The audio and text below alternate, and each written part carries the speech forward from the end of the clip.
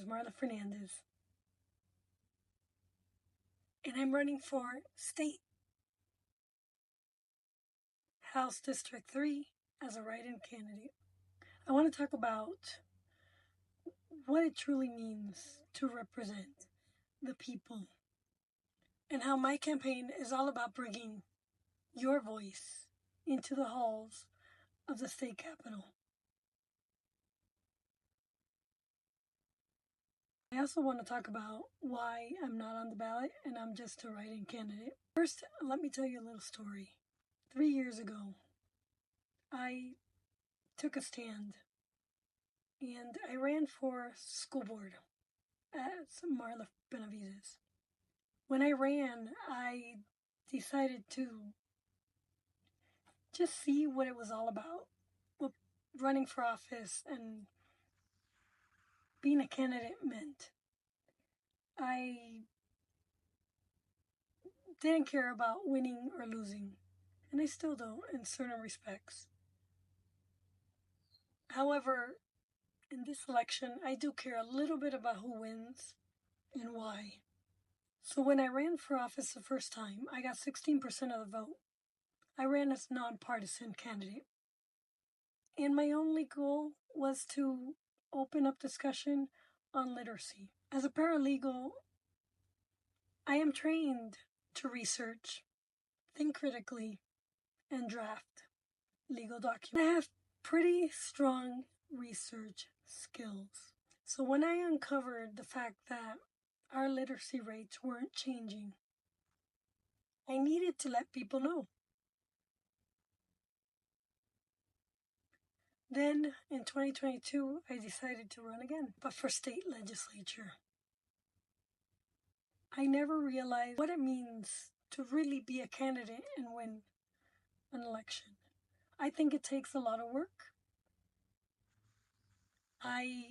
The first time I ran, I walked the entire district because I'm not a public speaker. And I had never done that before.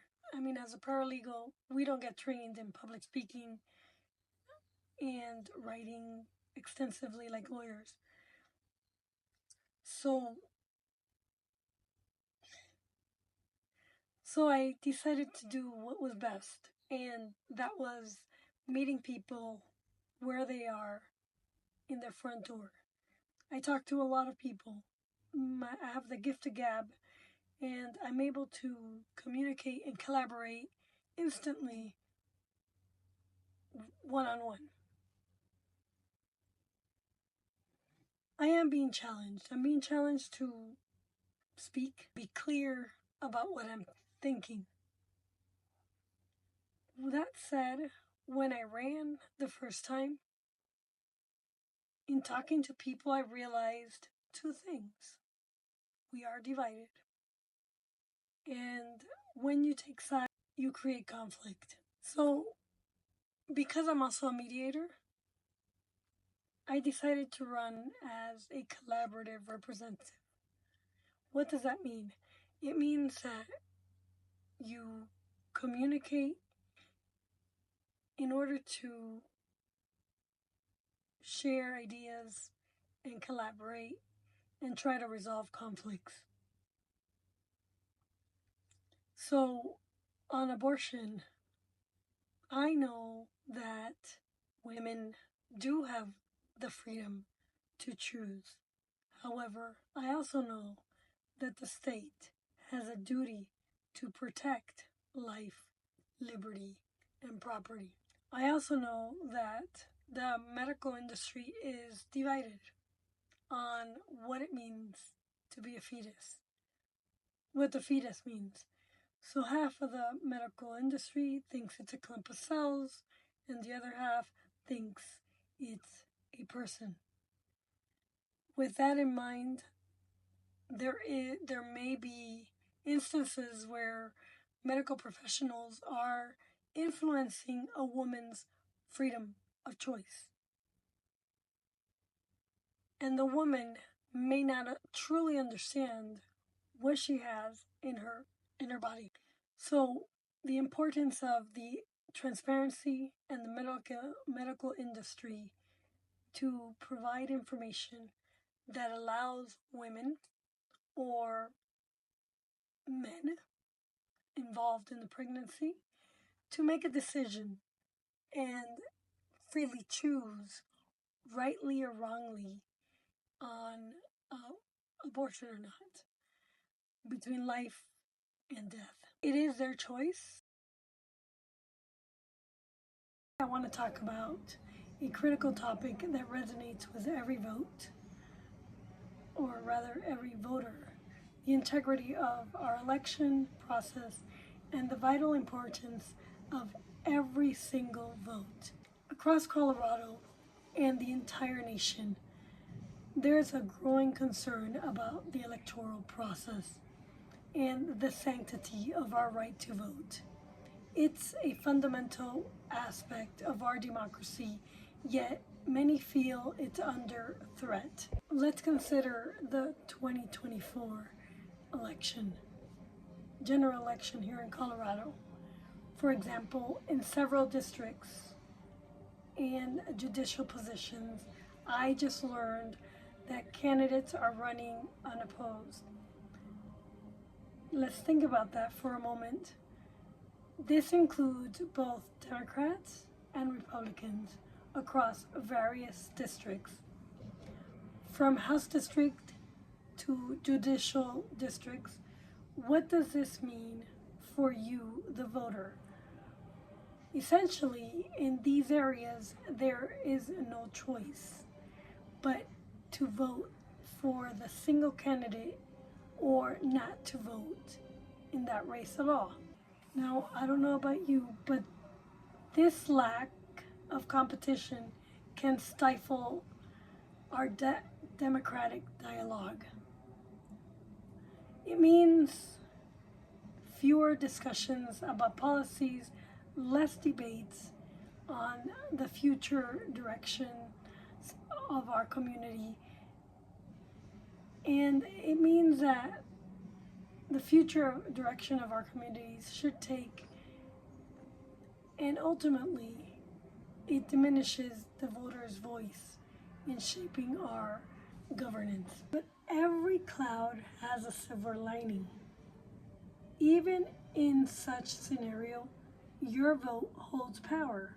For instance, the presence of a write-in candidate like myself is an option on your ballot, offers a chance to support a candidate who might not be on the official list, but who represents your values. However, this is a critical point that I want you to understand. If you write in a candidate onto the ballot who isn't on the official candidate list, your vote won't count in the official tally at all. And a friend of mine experienced this last fall when he personally wrote in a vote and it was discarded because it wasn't the official name recognized in that specific race.